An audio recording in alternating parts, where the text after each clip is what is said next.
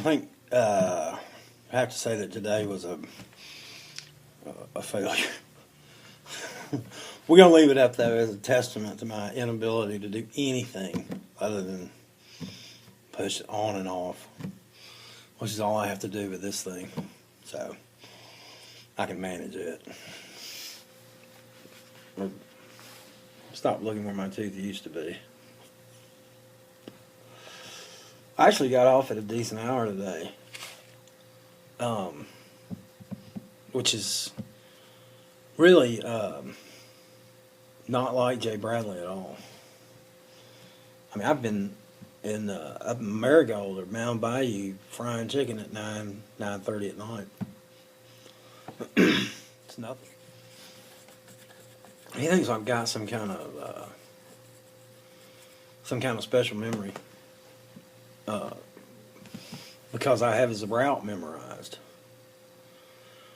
Well, that's just self-preservation. That's all that is. I don't ride with him too much anymore. I really enjoy his company. I mean, Jay Bradley is, I'm telling you, he's a mess. All right. But I can't stand around there trying to figure out how to get out the door. I just can't do it. So I just go to the next account. I get in the car. Eventually, I say goodbye, and usually I get it wrong. I think he's ready, and so I say goodbye. But then once I leave, I'm not going back in. So I just get in the car and ride. Then that kid came up and tried to sell me some drugs that time. I was in the parking lot because I was waiting on Jay Bradley. I'd already left. I'd said goodbye like 3 times. I wasn't going to do it again. So, but the other reason is you can't follow some of these salesmen, especially the good ones. They really do live in their own world. So you got to know where you're going. They'll leave you. They'll run a yellow light in a heartbeat. They'll run a red light. They're trying to get somewhere. And they are definitely in their own world. So he thinks I've got some kind of freakish memory. I'm just trying to stay alive out here, that's all.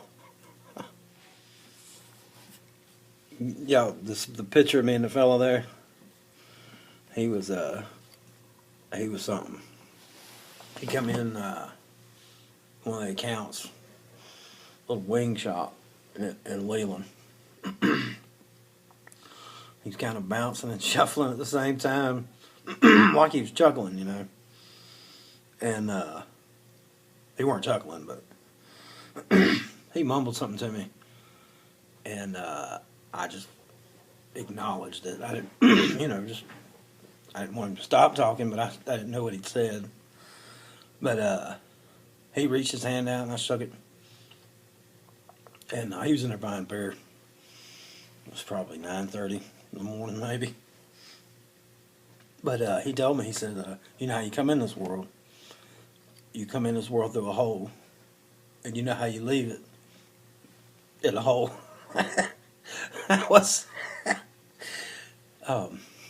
You can't really tell from the pictures, but he's got a lot of tattoos on his face, like some cursive writing across his cheek, and on his chin there it says Fox. Me and him had a talk. He told me, he said his parents were gone, that they were in heaven, and that he was going to see him there. And he told me I'd see him too. I thought that was pretty good. I like that. But there's some video of sidewalk. The audio is the point. It's not the, I don't want to stick a camera in somebody's face, but this woman followed me and Jay Bradley out of an account. She wanted to talk to him. She'd come up to talk with the owner, tell him how much she loved him and how she knew he was a married man and she was a Christian lady, and She didn't roll that way, but boy, she loved him. And she got to talking to Jay Bradley. She kept saying, I know you. I've seen you somewhere. I've seen you somewhere. I guarantee she's seen him somewhere. Everybody knows Jay Bradley. But anyway, she follows us out. And that's what that's about rejection. What Charles Stanley had to say about rejection or whatever. You'll hear me coming in saying, yeah, that's right, that's right. Well, that's the part about it not being your fault, it being everybody else's fault. I was on board for that. But you can tell when she talks. Now she claims to be born and bred here, but raised in California. You can tell when she's talking. She ain't from around here. But she was a little Y'all, the picture of them fellas holding up that wall drinking beer. That's Delta Fast Foods in Cleveland, and I don't care what time of day we go in there. Them boys are always in there holding up that wall, drinking beer, talking trash to one another. I love that place. I mean, they don't play no music in there. That's about it. They got a pool table in the back. I mean, they got it. I don't really know what the clientele does for a living, but I know whatever it is affords them the luxury of sitting around drinking beer at 10 in the morning, talking big to one another. So I'd look forward to going there. But that's where I was out standing in the parking lot, staring at my phone. Because Jay, we had already told everybody bye. And, I shook hands and told everybody bye and walked on out. 10 minutes later, I'm just standing around in the parking lot. Jay's in there eating sausage that I brought, And,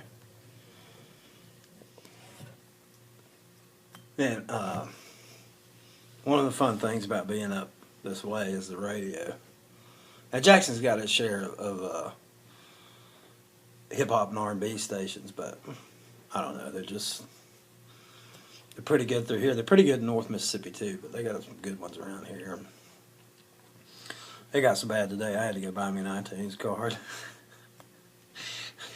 There's evidence of my purchases here in the blog as well.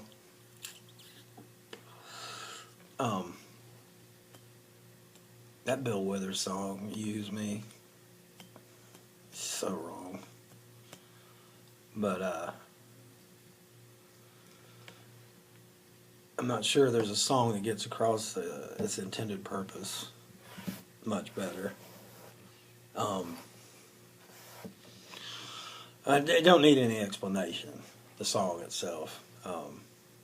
The groove don't need any explanation. I mean, it stands alone as it is. But it's worth a thought or two that a song like that would resonate the way it does. There's something there about the human condition that's obviously problematic. I don't know how I should put it, but it's not as if you're listening to something that's just completely alien. It doesn't make any sense. I mean, that should be food for thought, don't you think? I mean, or maybe it's just me.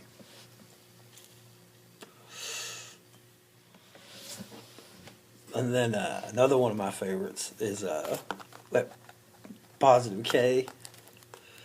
I got a man. What's your man got to do with me? She keeps saying, I got a man. In fact, it's kind of brilliant there in the beginning. Or in the first, whatever, I don't know how you... When she keeps saying it over and over again, I got a man. I got a man. He's relentless, look. And then she tells him her man buys her stuff. He said, well, you can keep your man. How long you had that problem? I love that song. Love it. The other one, Call Tyrone. That's pretty good. I like that one. Um, you better call Tyrone, but you can't use my phone. She talks about trash too. But we used to live in this place called in Jackson called the Quarter.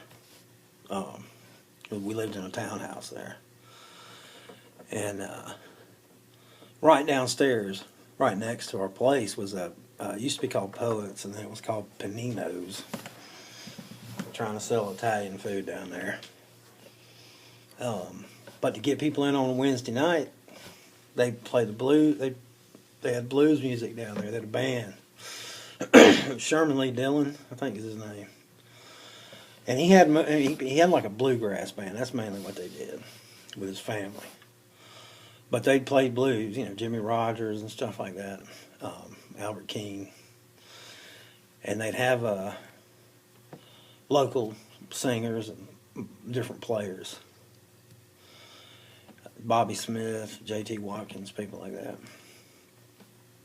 But his daughter, Erica, would sing.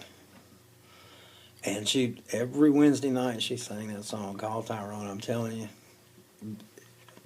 Erykah Badu couldn't touch her. She might have wrote it, but she couldn't touch her for singing it. That was a highlight, man. And they had some good musicians in there. But they used to have this one fellow, Bull, I think his name was Bull Jackson. And he played the bass guitar. He wasn't there always, but you don't really need a lot of bass, what they were playing. But he just stared at the floor. He was a big fella, but he never showed any real life in what he was doing. He just kind of stared at the floor and played his bass. One night they gave him a microphone. And as soon as he got hold of it, two old ladies laying in the bed. And they were trying to shut that place down the time he got done. It may be unfair for me to bring that up without explaining it, but I'm not going to explain it. Some of y'all probably know the song or variations of it. I'm definitely not going to get into it. But they never gave him a microphone again after that night. But they played the song with him, so they couldn't really get on him that bad.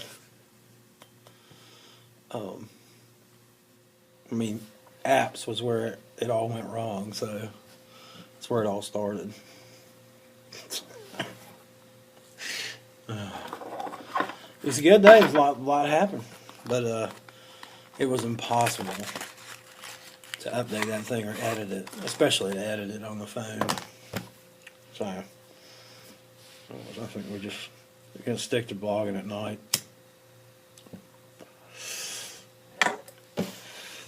Stop looking at my tooth.